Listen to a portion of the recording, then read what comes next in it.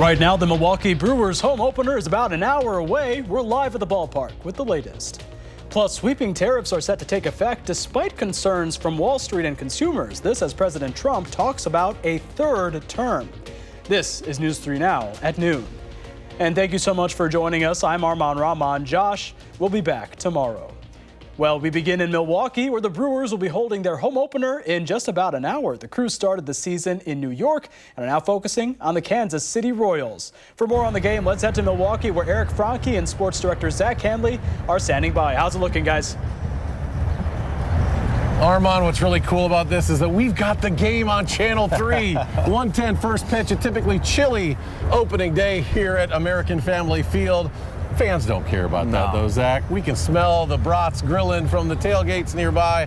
But, Zach, really today's all about a legend in Brewer history and paying respects. Oh, I'm glad you said that, because the first three games of the series against New York for the season opener was just not good. They were outscored 36-14, but the cool thing, we were just in the ballpark. They have Bob Uecker's name in center field. So, again, this is all about him, and it's opening day. Or home opener, I should say, sorry, but we're just not going to think about that Yankees series. And those torpedo bats, what are those? Everybody's got them on order now. Yeah, right? These fancy bats. I think it might have had as much to do with the Brewers pitching as it did with those bats, but it is always special, and particularly so today, as Zach mentioned, remembering Bob Uecker all those years, and he passed away back in January. They'll have special ceremonies remembering him today, and we will have a special show coming up at 12:30. Andrew Banstra talked with skipper Pat Murphy. We're going to hear from him. Blaze Keller's even here to talk about this amazing forecast here. It was sunny in Madison when I left. Got to about Lake Mills, and here came the clouds, and it's a little chilly here, but that's why they got a roof inside at AmFam Field. We'll have more coming up at 12:30. Armand.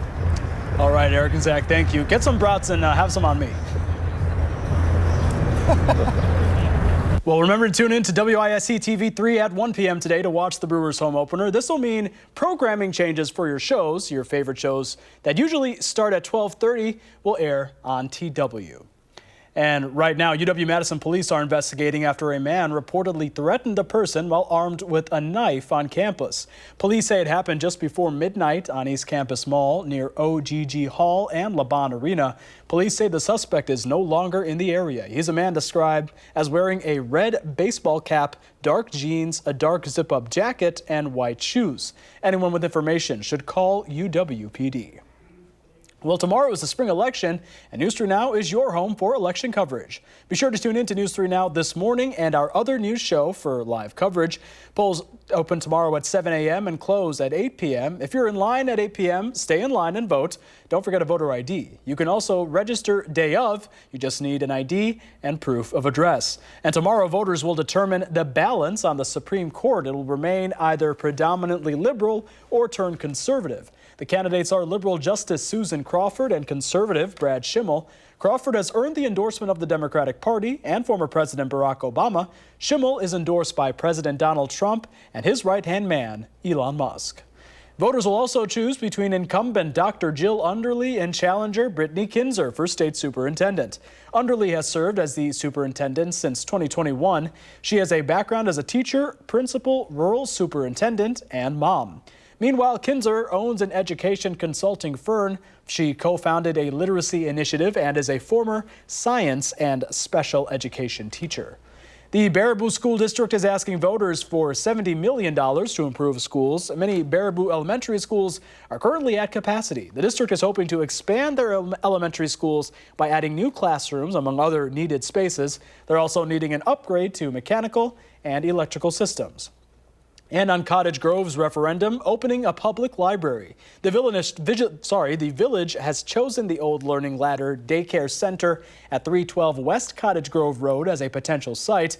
A yes vote would allow the village to purchase the building and develop a formal plan for designing and operating the library. A no would mean the project won't go ahead. The projected cost for the library is $1.3 million. It would be levied through a property tax increase.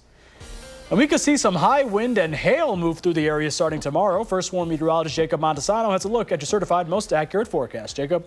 Yeah, just as the previous alert day has ended, we have another one in the forecast. But the good news is that we're not going to see any of that today for opening day. Temperatures are a little bit chilly, as we mentioned earlier, upper 30s, lower 40s right now. A little bit of wind, but overall the winds aren't too bad, only up around 10 miles per hour. That's the case for Milwaukee as well. A few areas a little windier than that, but all the precipitation from the weekend has cleared out, and it's going to stay out of our area for today. So looking at the forecast throughout the afternoon, we are going to see sunshine for everybody. That includes Milwaukee. We'll have highs between around 40 and 45 degrees. And looking specifically at Milwaukee's forecast, no, the dome is likely going to be closed, but 40s are in the forecast throughout the afternoon. And those clouds, they will clear out pretty quickly. By around 3 to 4 p.m., they'll see complete sunshine. Now, taking a look at the overnight forecast, temperatures are going to remain cool, but we will remain dry and clear. Lows will drop into the 20s. But starting later Tuesday, especially Tuesday night, though, that's when the alert day will begin, and that will continue into Wednesday for the possibility of strong to severe storms. I'll have more details on that coming up a little bit later. All right, Jacob, thank you. Wall Street opened lower today ahead of President Trump's new tariffs, which take effect this week, including a 25% import tax on most foreign-made vehicles and auto parts. The planned auto tariffs are in addition to reciprocal tariffs President Trump is set to announce on Wednesday on countries that impose duties on U.S. exports. The Trump administration maintains tariffs will spur manufacturing at home, bringing more auto jobs back to the U.S. Sean Fain, president of the United Auto Workers, praised the move. There is plenty of opportunity for these companies to do the right thing and bring work back here overnight, just as quick as they shipped it out of here. Meanwhile, President Trump is now talking about running for a third term already, even though the 22nd Amendment prohibits a president from serving more than 2. The president said in a phone interview with NBC News that there are methods to pursue a third term, but wouldn't elaborate or give examples. He told NBC News that he's not joking. Well, make sure to tune in to News 3 Now this morning. On Wednesday, we will announce the winner of our Spirit of Service campaign. One of the 5 veterans will win $5,000 presented by Vortex. Again, that's Wednesday, April 2nd, right here on News 3 Now this morning. And still ahead for this afternoon, if you have a question or concern about your plants or garden, now's the time to send your questions via email to tips@channel3000.com. Lisa Briggs from the Bruce Company joins us later in the broadcast with the answers. Again, that's tips@channel3000.com. And coming up, McDonald's launches a collaboration with the video game Minecraft. Plus, what a new CBS poll is saying about Americans' thoughts on President Trump's economic policies.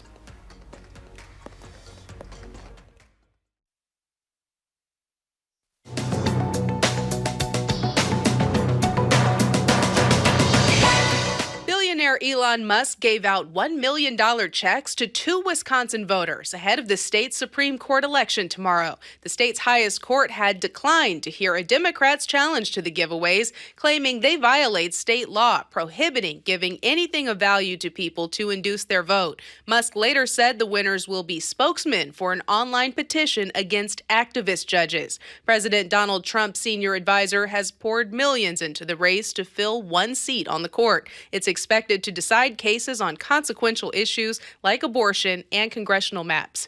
A new CBS News poll shows many Americans may not be sold on President Trump's economic policies. 64% of people surveyed said the president is not focused enough on lowering prices, while 55% say he's focused too much on tariffs. A majority of respondents also said they expect the tariffs will raise prices. And McDonald's is launching new meals tomorrow to celebrate the opening of a Minecraft movie later this week. The regular Minecraft meal comes with a choice of Big Mac or 10-piece chicken nuggets with a special Nether flame sauce and a collectible. Young Minecrafters can collect one of 12 blockhead characters with a Happy Meal. That's your CBS News Moneywatch report. For more, log on to cbsmoneywatch.com. At the CBS Broadcast Center, I'm Jesse Mitchell. And here's a look at the stock market. So far, the Dow is up 95, the Nasdaq down 210, and the S&P 500 is down 19. Up next, we have today's ag prices. Plus, Jacob has more on the forecast. Then later on Live at 4, we ask both leaders of Wisconsin's parties about the record amounts of money they're funneling into the Supreme Court race.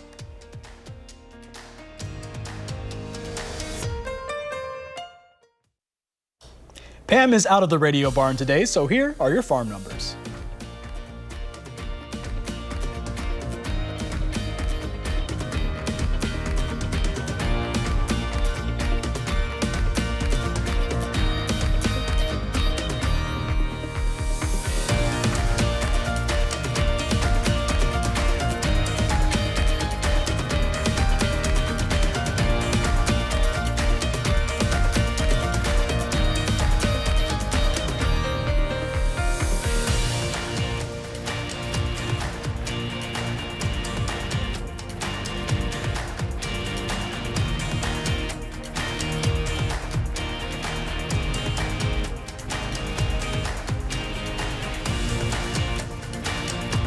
Not to know.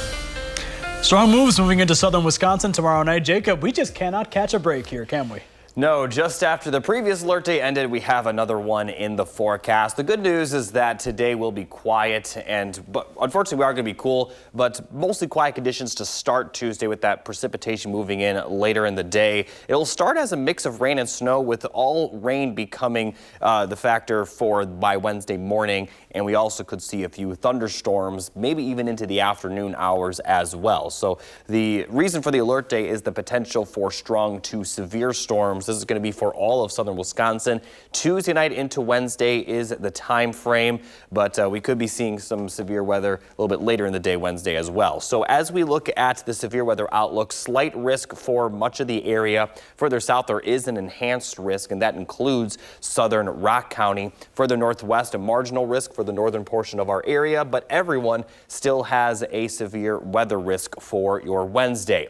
The biggest hazards will likely be hail and wind, but can't rule out an isolated tornado, although we're definitely very skeptical of any forming. Doesn't mean they can't, and we also could see some minor flooding concerns with the amount of rain we've already seen and the additional rainfall that we're going to see with this system. So looking at future track again, we're going to be quiet for the rest of today and tonight, just a few clouds here and there. Tuesday will also start out quiet with some clouds developing in the afternoon, and that precipitation will begin moving in towards the evening, starting out as that rain-snow mix. Not expecting a lot of accumulation, and anything that does accumulate will melt very quickly, and then the snow will become all rain by the time we get to the later overnight hours. Still light precipitation by around midnight, but closer to daybreak Wednesday, that's when the heavy precipitation will move in, and right around sunrise there's a good chance for showers and thunderstorms, and a good chance some areas will see severe weather at this time. So the best chance of heavy rain and possibly severe weather does look to be in the morning, but those areas south of Madison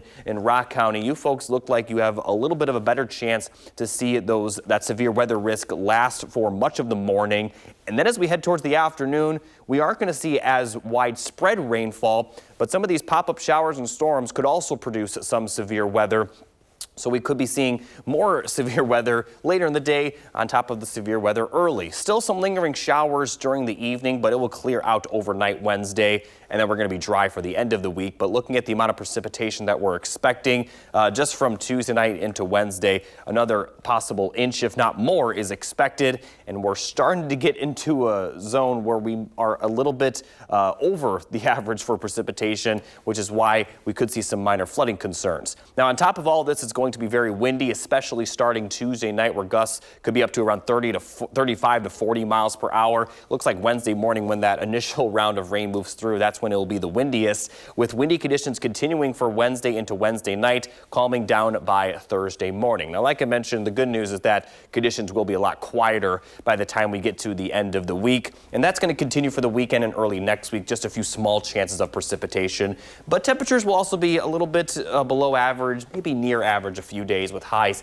in the lower 50s and 40s. So quiet today, but cool, and then the precipitation moves back into our area tomorrow night. Definitely stay tuned throughout the day to News 3 Now. We'll have live break-ins whenever a severe thunderstorm warning is issued, or potentially a tornado warning. But like I mentioned, the tornado risk is very low. This is mostly going to be a higher risk for hail and wind, but still a pretty active day in the forecast.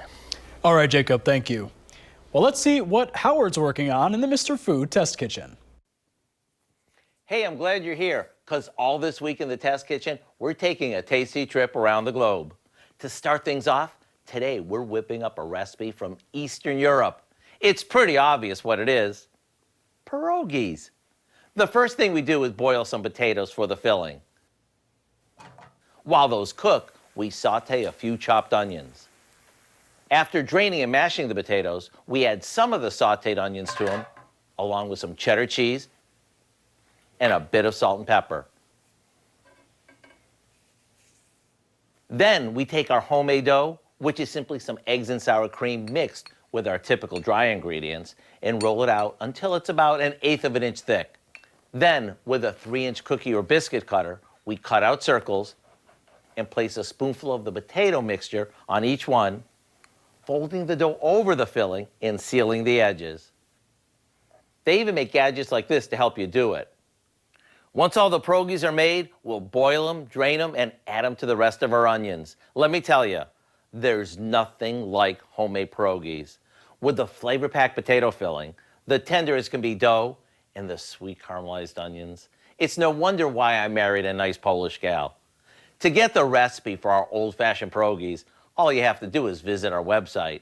I'm Howard of the Mr. Food Test Kitchen, where today we found an old world way for you to say, ooh, it's so good. Making me hungry. All right, well, ahead at noon, Lisa Briggs from the Brewers Company is here answering your plant and garden questions. Email those questions to tips@channel3000.com, and we'll get those answers next.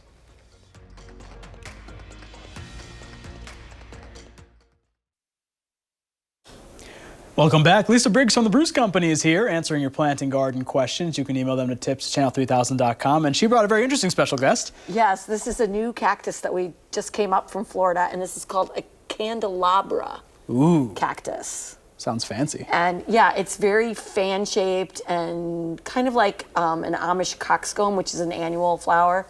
Comes in a couple different colors. They're just a more solid green one, and then one that's sort of mint green with this sort of whitish color. But they're very freaky looking and fun. Yeah, it looks like some out of Avatar or something like that. Yeah, absolutely. Very cool. Absolutely. All right. Well, let's get right to these questions. We got a few. First off, Jeff asks if he should fertilize his tulips when they pop up. Yeah, you could certainly do a broadcast of a bloom booster. Probably more useful to do that after they're done flowering. Buds have already set from last year. So when you cut the flowers back and then they're in that sort of awkward stage where you're waiting for the foliage to yellow before you cut it back, just throw some the bloom booster is it's a granular thing, so you can just sprinkle it on the ground and water it in. Okay. Yeah. Great. And then Sheila wants to know if she can cut her rose bushes down now. Also, she has an oriental honeysuckle vine bush growing up the side of her garage. Can she cut the vines down to a few inches above the ground? So for both of them, I would really wait until you start to see buds start to open, leaves start to swell, and then you can cut them back to a size that more fits into your lifestyle for the roses, for sure. On the roses, make sure that you cut just above a bud that's facing out of the shrub, not into the structure of the shrub. That'll help with air circulation. With the honeysuckle, I don't know that I'd cut it back to a few inches, but certainly leave some good buds on there and then you'll get some new growth. Okay. Eric asks, when is it okay to trim his flowering crab tree? Also, are there any evergreens or pine trees that are shade tolerant and deer resistant? He's considering Canadian hemlock. Okay, so let's start first with the crabapple tree. You can go ahead and prune your crabapple trees now. It's a good time. Just be aware that if you're just doing trimming, you're cutting off the flowers for this year. It's not going to hurt the plant, but crabapples set their flower buds right after they're done blooming.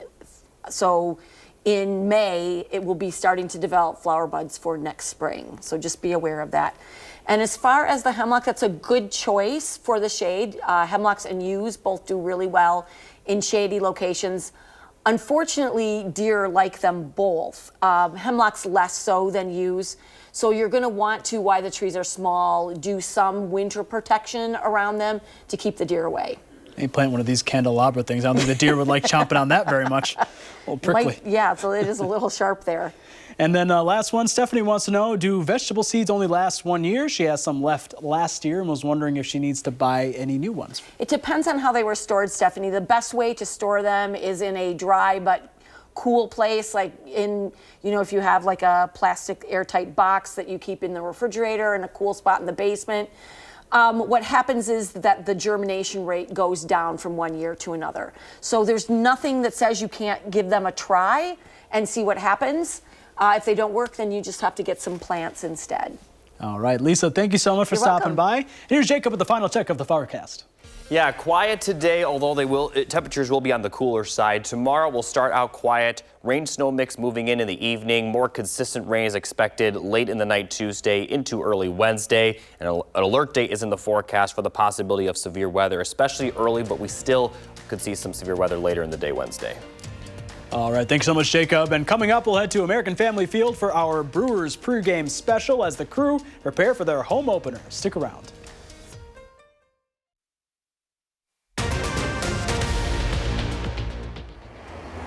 You are taking a live look at American Family Field where the Brewers are set for their home opener coming up in about 40 minutes against the Kansas City Royals. Good afternoon, I'm Eric Franke alongside Sports Director Zach Hanley. It is opening day here at American Family Field in Milwaukee. Always a special occasion. The smell of brats on the grill, hot dogs, burgers are cooking. The tailgate crowd is here. The only thing we would change, though, is the weather. Is the weather. But it's baseball, right? Baseball's back. Always like this. It's been like 28 years that I've been coming to these games here. It always seems like it's cold, but we got a roof now. Yep.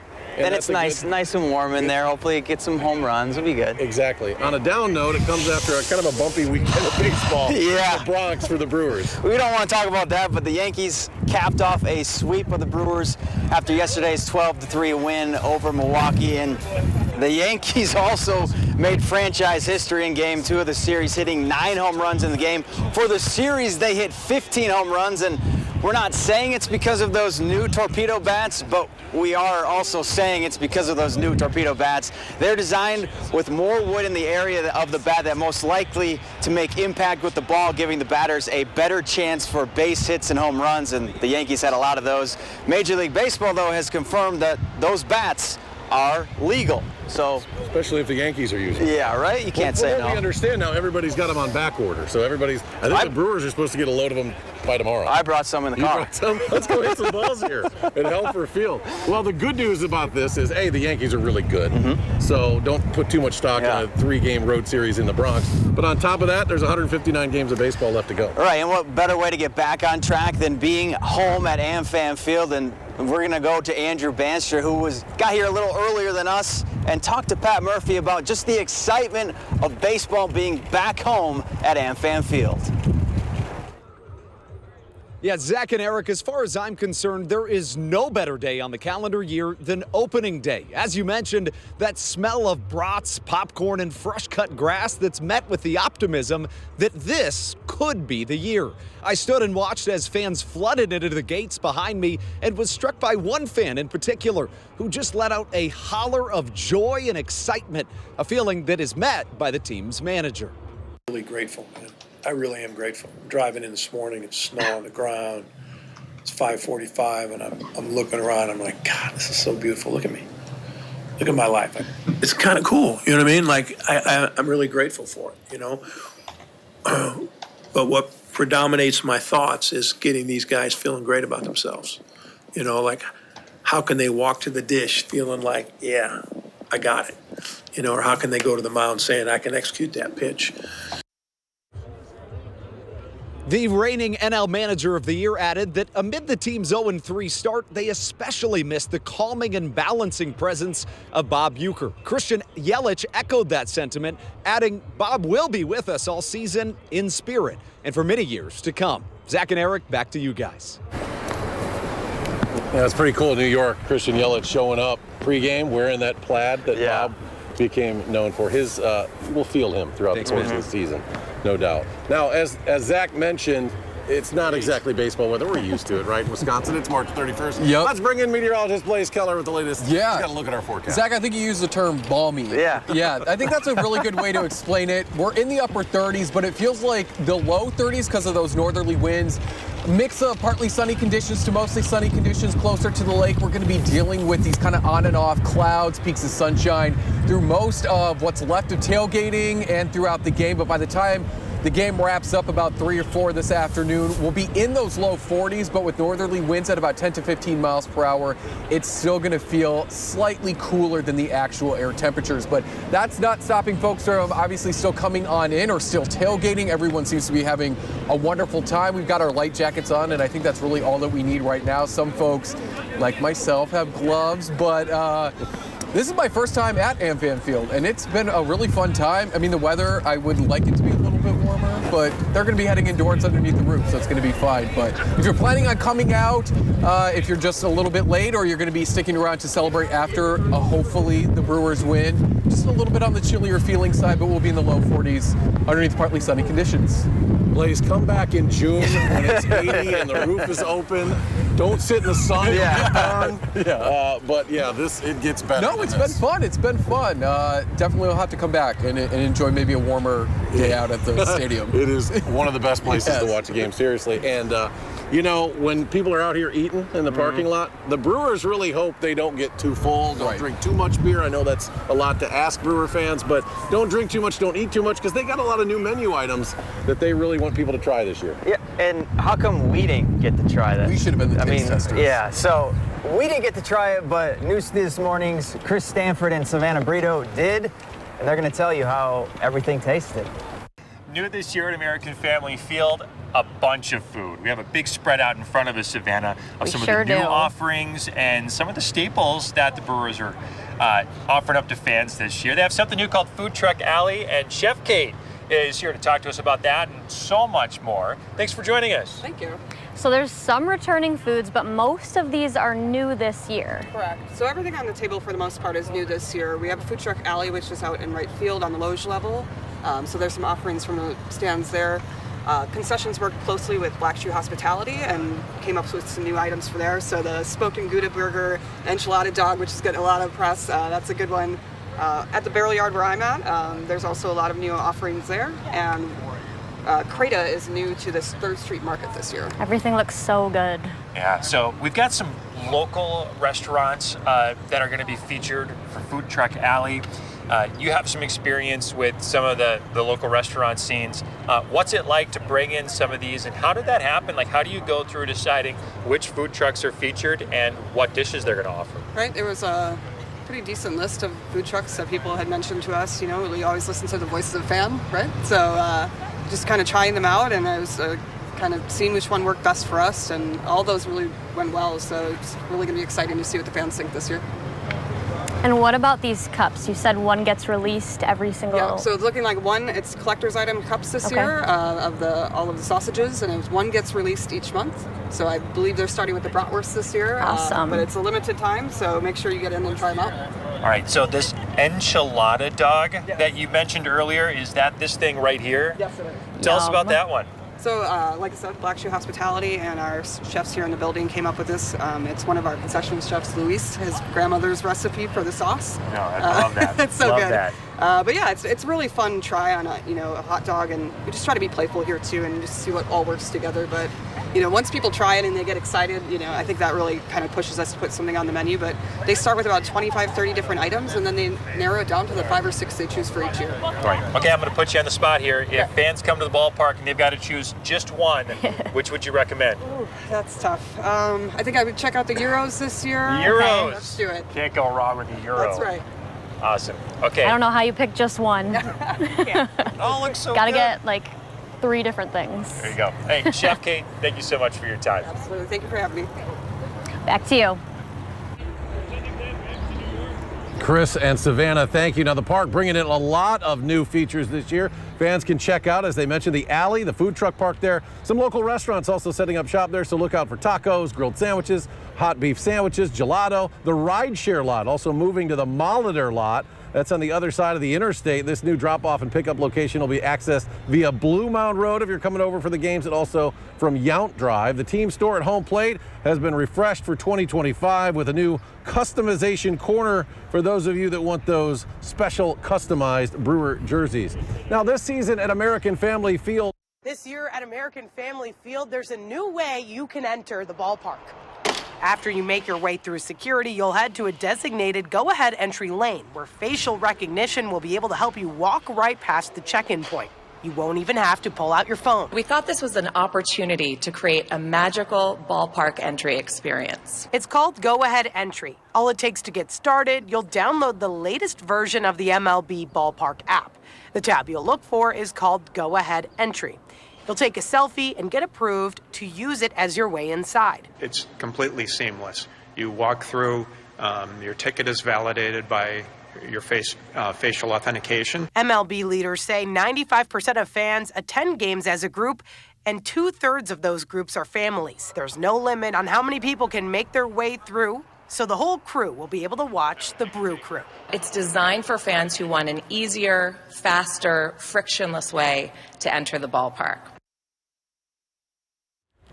Now those scanners will be at home and also third base, and if you are a little concerned about that, don't want your face ID used there are more traditional ways, of course, to still get into the ballpark. Now remember, tune into WISC TV 3 for the first time that I can remember. So we're talking almost 30 years that I remember a Brewer game being on Channel 3, 110 first pitch. That'll mean programming changes for your favorite shows. You can find those shows still over on Television Wisconsin.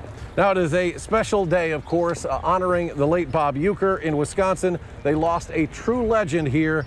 How America is really remembering Bob Uecker this season.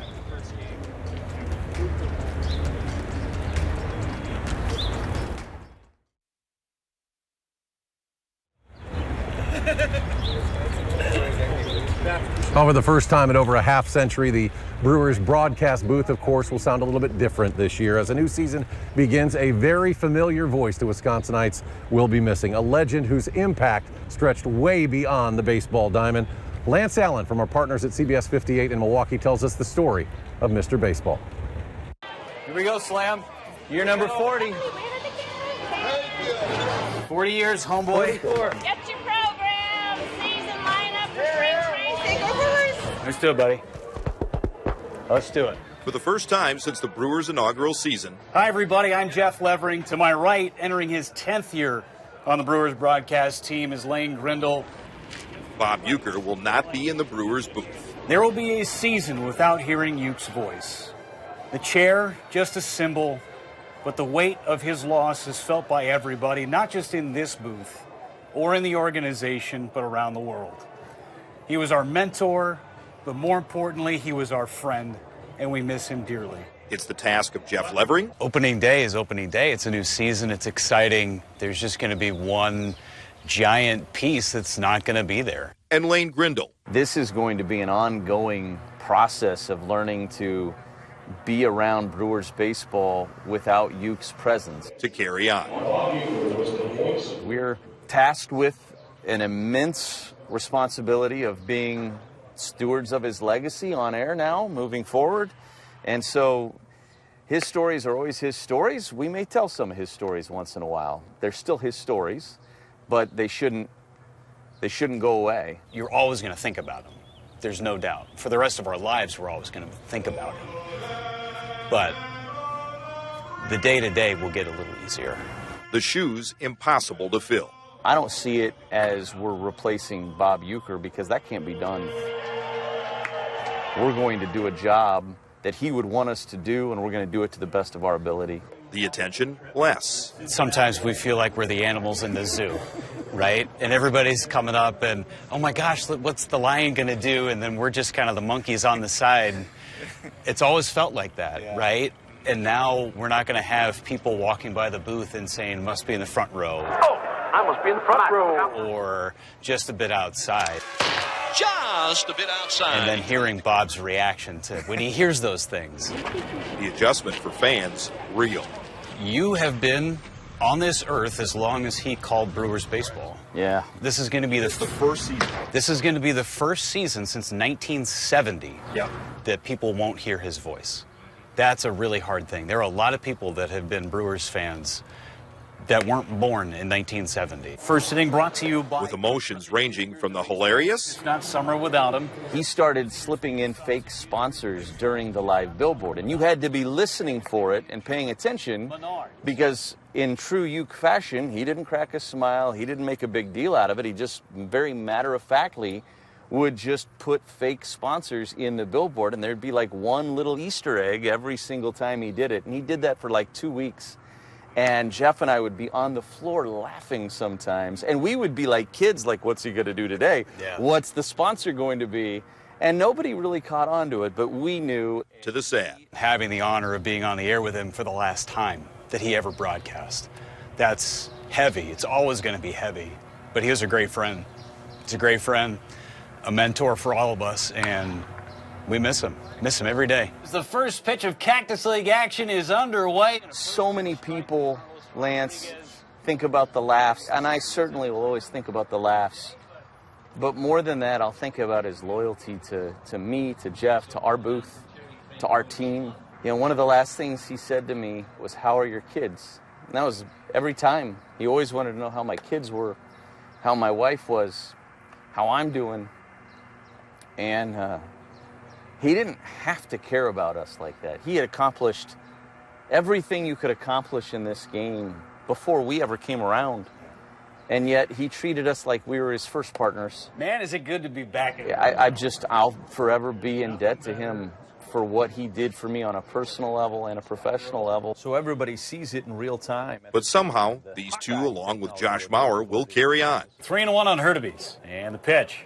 And get back to Brewers baseball like Uecker would always want. Smooth sailing from here. There's a lot of things just in life for the last month without him that I've already dealt with and grieved through. So that's just going to be a part of this process, and it's probably going to last a while. It's absolutely emotional because there's this piece of your heart that's not there. You want to send a text, you see something, and you want to make a phone call, and that is not there anymore. Morning track, and he'll make the catch up again.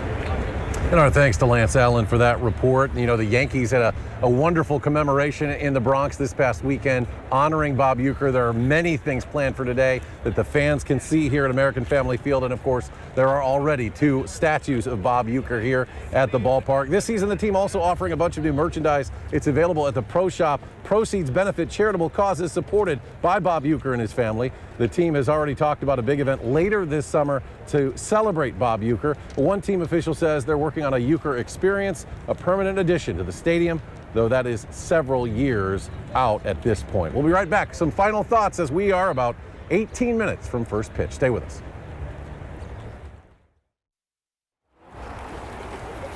Welcome back. We're about 15 minutes from first pitch, which will be rendered by Elvin, who? Rodriguez? Elvin Rodriguez, right? Like, you think opening day pitcher or home opener for the Brewers, he's not high on the list, but it's because 8 of their 13 guys are injured, and then there's another one who's hurt. Get this, the last 2 seasons he's been pitching in Tokyo, so this is his Brewers debut.